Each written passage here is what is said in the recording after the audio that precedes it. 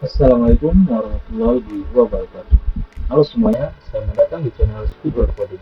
Kali ini saya akan menjelaskan mengenai algoritma pencarian dan penulisan dalam pemrograman, khususnya menggunakan bahasa Java.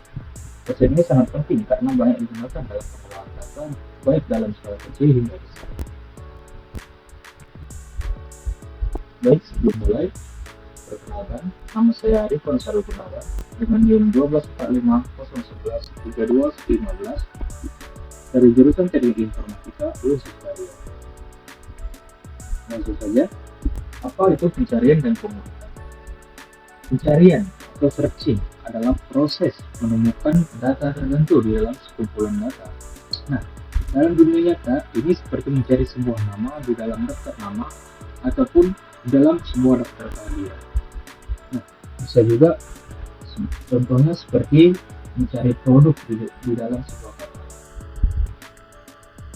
Nah, pencarian ini di dalam pemrograman Java umumnya ada dua yang sering digunakan, yaitu pertama linear search, yang kedua binary search. Nah, selanjutnya adalah pengurutan. Pengurutan atau sorting merupakan proses menyusun data dalam urutan tertentu seperti dari kecil ke besar atau dari menaik ataupun menurun. Nah, kali ini saya akan membahas dua algoritma dasar dari sorting, yaitu ada bubble sort dan selection sort. Nah, algoritma pencarian dan pengurutan ini sangat penting karena untuk efisiensi pemrosesan data seperti pencarian cepat atau tampilan data yang rapi. Nah, pertama ada algoritma pencarian, yaitu pencarian linear atau linear search. Nah, pencarian linear ini mencari data satu persatu dari awal hingga akhir. Pencarian linear ini cocok untuk data yang tidak terurut. Nah, contoh kode dari pencarian linear dalam bahasa Java seperti samping ini, di mana di sini kita membuat sebuah fungsi linear search dengan parameter array dan key. Nah, terdapat perulangan di dalam fungsi di mana dimulai dari indeks i sama dengan 0 hingga indeks i kecil dari panjang array, kemudian kita inkrementkan i sama dengan 0. Nah, terdapat juga percabangan di mana jika nilai array i sama dengan i, maka indeks i akan di return. Nah, jika tidak ada, maka -1 yang akan di return. Nah, untuk memahami pencarian linear tersebut, perlu kita lihat ilustrasi seperti ini. Di main program kita membuat sebuah variabel hasil yang akan memanggil fungsi linear search dengan parameter array data dan key-nya adalah 0. Nah, linear search bekerja seperti ini. Dimulai dari indeks ke 0. Apakah nilai yang terdapat di dalam indeks ke 0 ini sama dengan key? Apakah 1 sama dengan 6? Tidak. Maka akan dilanjutkan ke indeks ke 1. Apakah nilai yang terdapat di dalam indeks 1 sama dengan 6? Tidak. Maka akan dilanjutkan ke indeks kedua. Apakah 4 sama dengan 6? Tidak. Dilanjutkan ke indeks ketiga. Apakah 3 sama dengan 6? Tidak. Maka akan dilanjutkan hingga indeks kelima. Apakah nilai dari indeks kelima sama dengan 6? Iya. Maka nilai i-nya kita return sebagai hasil.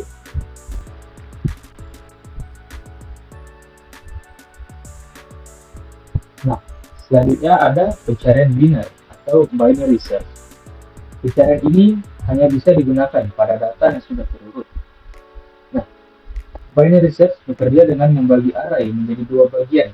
Hal ini digunakan untuk mempercepat pencarian.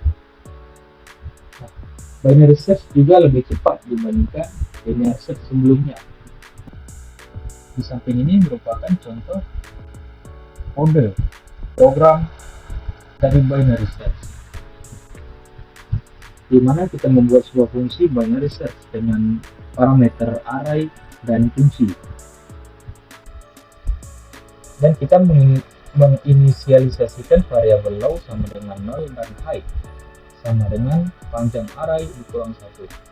Nah, terdapat perulangan di mana jika nilai low lebih kecil dari nilai height, maka akan dilakukan inisialisasi nilai mid sama dengan nilai low, yaitu 0 ditambah height, misalnya panjang arraynya 6, maka 0 plus 6 dibagi 2, maka 6 dibagi 2 sama dengan 3, jadi array midnya adalah 3.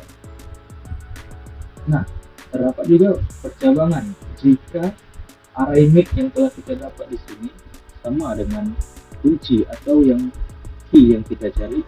Jika benar, maka nilainya akan di return, nilai mid akan di return. Nah, di else if, jika array mid lebih kecil dari key, maka nilai low akan diubah menjadi mid plus 1. Jadi nilai mid sebelumnya di plus 1 menjadi nilai low.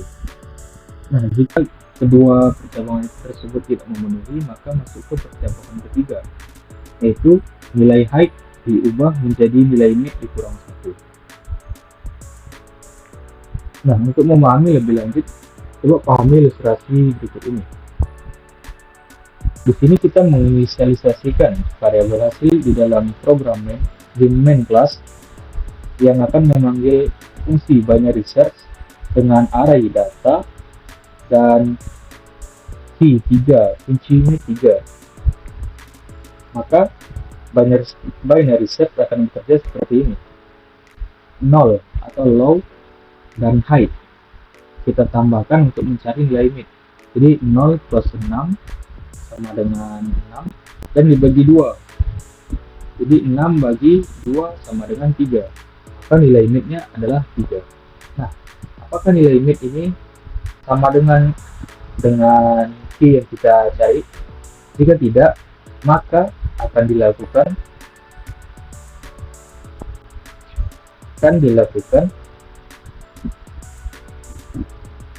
nah, jika array mid lebih kecil dari key, maka mid plus 1. Sedangkan jika mid lebih besar dari key, maka mid dikurangi 1. Jadi nilai mid sebelumnya yang kita miliki adalah 3 dan nilai yang dimiliki 7 lebih besar dari key yang kita punya, maka mid dikurangi 1. Maka nilai 2 ini menjadi high. Nah, kita ulang lagi dari 0 plus 2 sama dengan 2 dibagi 2 sama dengan 1. Nah, apakah array mid yang telah kita dapat ini sama dengan key yang kita cari? Jika sama, maka kita return nilai indeks ini. Nah, selanjutnya adalah algoritma pengurutan atau sorting. Yang pertama ada bubble sort. Bubble sort ini membandingkan elemen bersebelah dan menukar jika tidak sesuai urutan. Bubble sort ini sederhana, tapi lambat untuk data yang besar.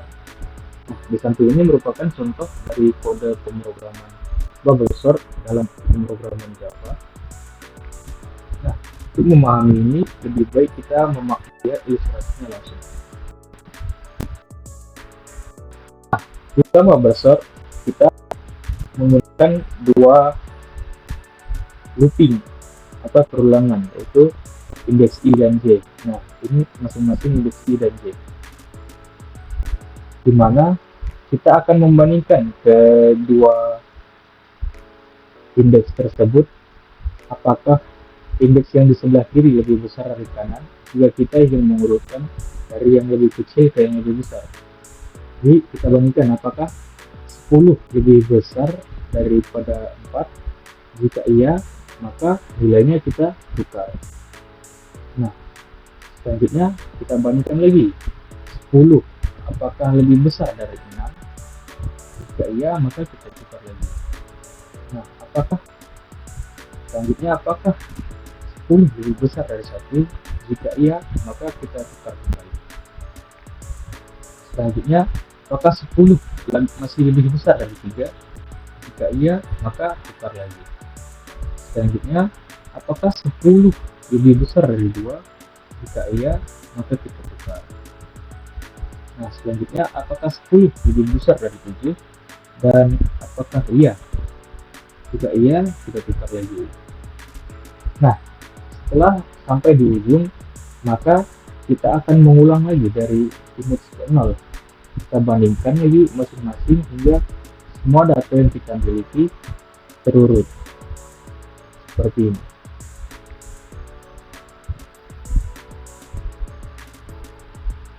Nah, selanjutnya adalah selection sort. Nah, selection sort ini mencari elemen terkecil dan menaruhnya di posisi awal. Nah, selection sort ini lebih efisien dari bubble sort dalam beberapa kasus. Nah, di sebelah kanan ini merupakan contoh kode dari pemrograman Java untuk selection sort. Nah, untuk lebih memahami, coba kita lihat ilustrasi seperti berikut ini.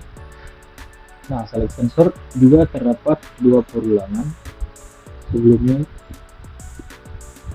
di mana yang I merupakan bagian atas ini dan sebagai pembanding merupakan J.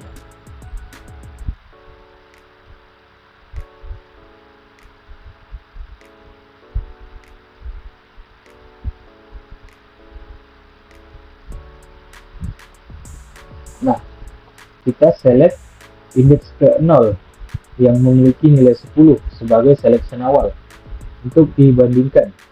Nah, kita bandingkan apakah 10 lebih besar, apakah 4 lebih kecil dari 10. Jika iya, maka kita akan tukar selectionnya menjadi 4 yang untuk kita taruhkan ke indeks pertama, indeks nanti. Nah, apakah 4 lebih besar dari 6 atau apakah 6 lebih kecil dari 4? Tidak, maka kita akan tetap gunakan 4 sebagai seleksinya. Nah, apakah 1 lebih kecil dari 4? Dan iya, maka kita ubah seleksinya menjadi 1. Nah, karena arraynya sudah habis atau sudah merupakan indeks terakhir, maka nilai yang terakhir kita dapat nilai terkecil akan kita masukkan ke indeks ke 0 atau ke indeks I.